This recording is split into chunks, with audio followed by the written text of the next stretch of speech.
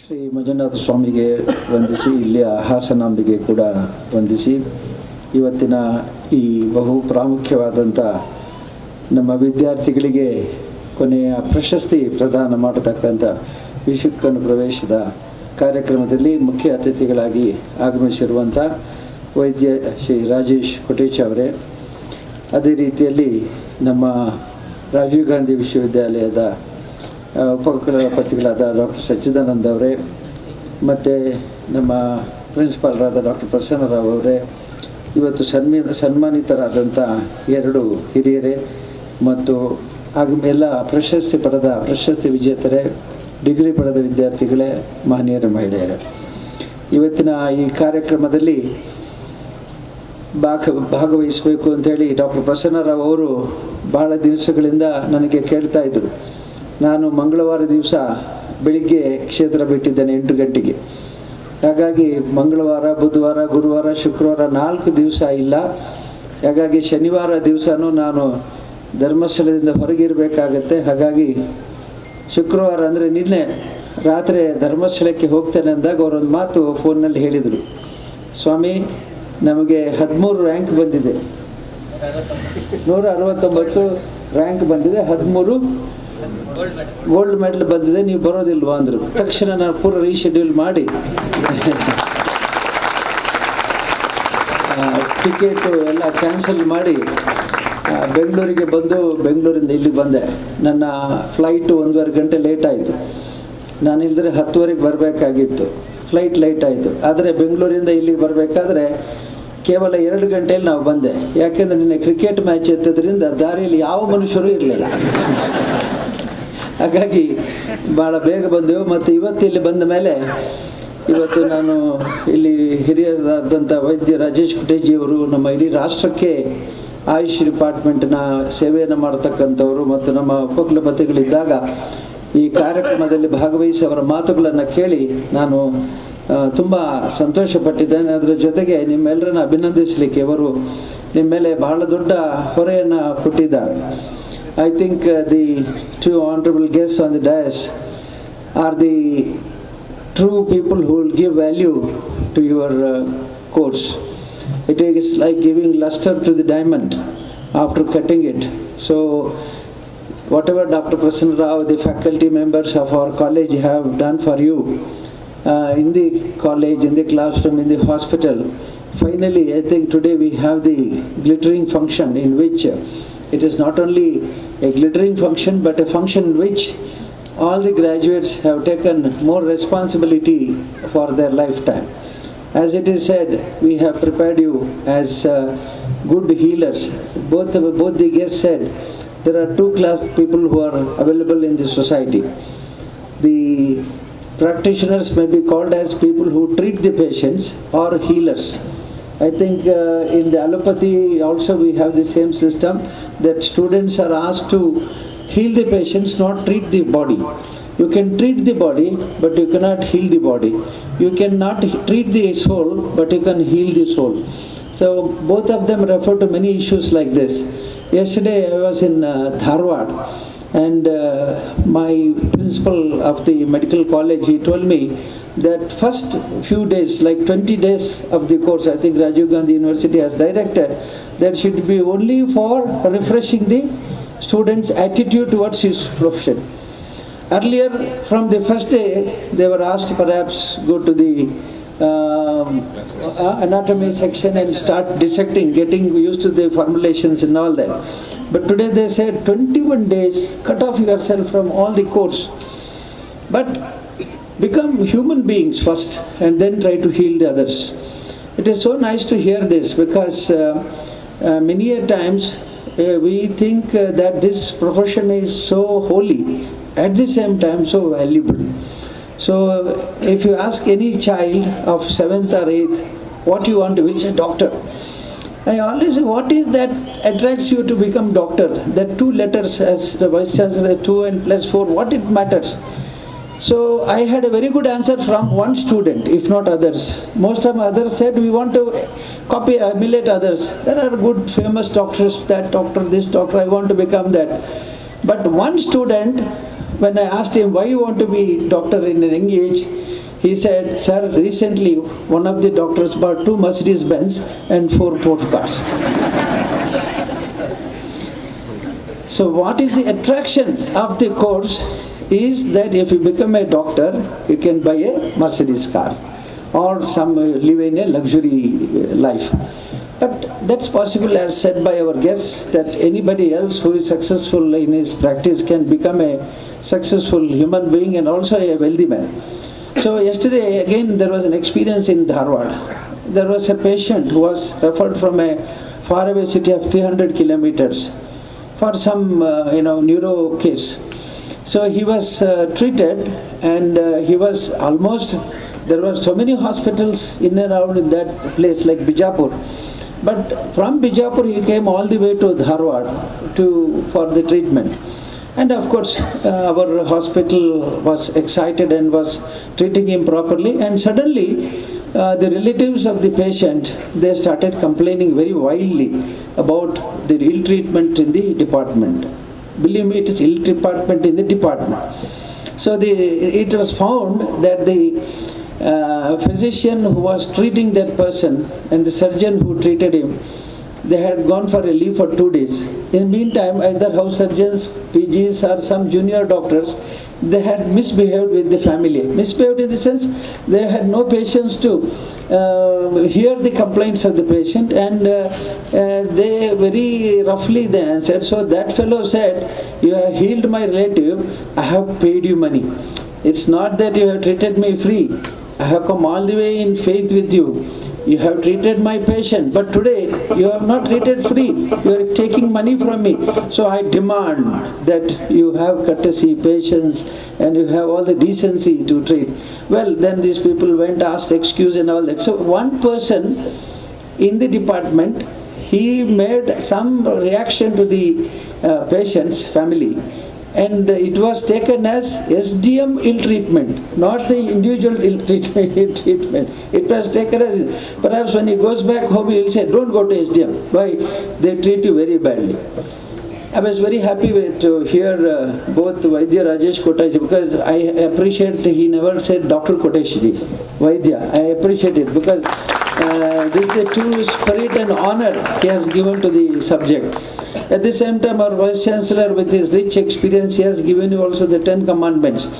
In that which he said, there's a management word which says, if a customer has a complaint, don't give him discounts and concessions, but listen to him more. Same thing what he said in his medical language, I am talking to you in a management language, because I am also the president of management institutes. So it is said that a customer had come, he had rectified his either scooter, car, equipment, something. There was some problem in the instrument. He came back and said, you have given me, you have repaired the instrument, but it's not good. What he should do? The management says, don't give him discounts and concession. Don't tell him, don't worry, I'll give you 50% discount in my bill.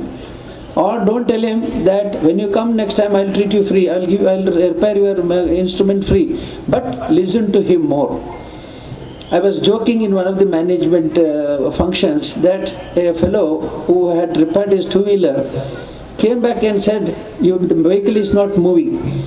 You just repaired it 3 days back, and I had spent so much of money in you, and still that vehicle is not working. So as we both said, the mechanic had the patience to listen to him more. He said, what did you do? Where did you go? How did you go? Did you go alone? Did you go with another person in your vehicle? What was your distance of the traveling? When did you come back and all that? Finally asked, did you have petrol in your tank? No. Well, if you have a good vehicle and you have forgotten to fuel it, how can it run?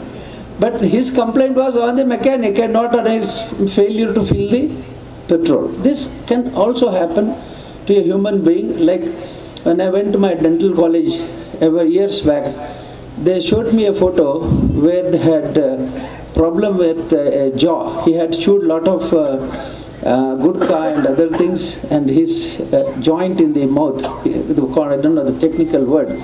So it was not moving. So they operated it, and they said, be careful, never chew here afterwards, don't eat gudka, you have a normal life, so avoid all, such eating and all that.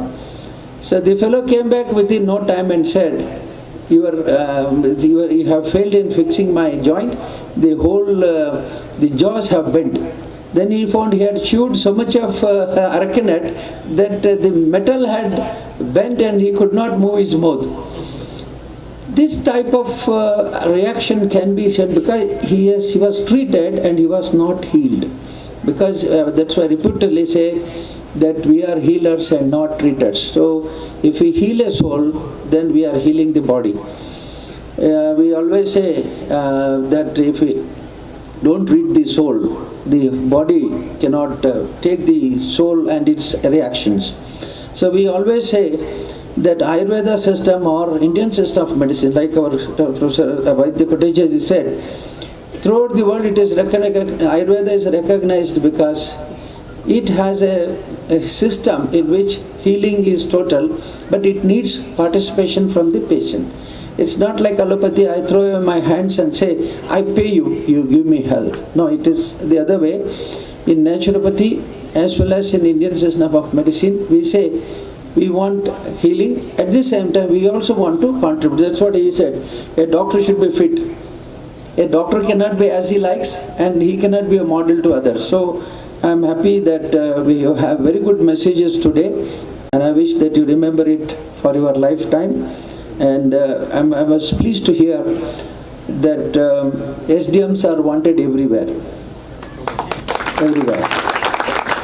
So this adds more responsibility to you and the colleges. We are representative with 3 colleges. Our Udupi principal is here, Bangalore principal is here, Naturopathy, Dharmasala principal is here. All these people are now loaded with responsibility to send students with humility, dedication, knowledge, and also with the true spirit of serving the humanity.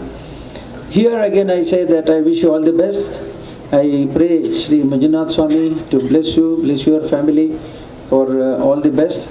And here Dr. Prasanna Rao already has said what are the facilities that we have expanded here. We have invested about 7 crores for the setting of the hostel, which was college earlier. College has a new building now. So the old college is set for the new hospital. So many people ask me, like they asked, why you are spending so much for Ayurveda? I tell them, this is a cycle. Unless you give good impression, image and facility, the system will not attract patients. And when the patients come, they need always these facilities. Earlier it was feeling like when I joined the Udupi Ayurveda hospital and college about 40 years back. They said they had 300 patients a month. Repeat, 300 patients a month. Out of that, at least 100 patients rejected from Manipal hospital, saying that there is no healing for this. He is in the end of either renal failure or cardiac arrest or some other cancer. So they said instead of going home and dying, very pathetically, there is a hospital, Ayurveda hospital in Udupi. You go there, they'll give you free bed, free food, free drugs and free transportation of the body. So they preferred to come to this hospital because it was almost everything was free there. But today we have 7,000 patients a month and a waiting list for admission. I had shown Rajesh Koteja that to this hospital had 7,000 patients for the last 4 months. OP, I'm talking about OP. 7,000 patients every month for the last 4 months. Even in our Udupi, every day I get call from him or CM of the hospital saying, that, sir, patients are in the hotel, not in the hospital. They are waiting in the hotel for admission in the hospital. So again we are investing about 15 crores and new block of about 300 beds is coming in Udupi. Again I repeat, I am not saying the money wise the quantity or the value of the building, but I am saying the weight, the command and the demand that is generated for the system by saying that we are expanding it by 300 beds. I am not saying Dharwad how many beds I am increasing in allopathy, but in Ayurveda we are increasing by 300. And naturopathy, we are establishing one more unit in Bangalore, Mahadevpura near Nelamangala.